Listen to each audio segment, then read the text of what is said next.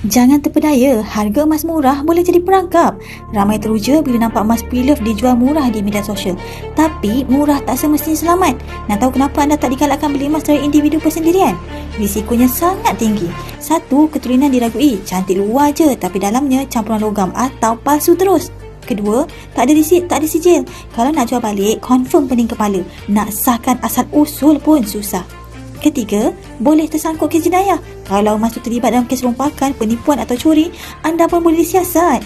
Nak test dengan magnet? Maaf, penipu sekarang makin advance. Logam seperti tungsten boleh tiru berat dan rupa emas dengan sangat meyakinkan. Kalau anda baru nak mula simpan emas, jangan ambil risiko. Beli terus dari syarikat yang sah dan diyakini. Dengan pembelian sah, emas terjamin tulen. Ada resit dan dokumen lengkap, senang nak jual balik dan paling penting anda tiru lena. Saya bantu anda simpan emas dengan ilmu, bukan sekadar ikut trend.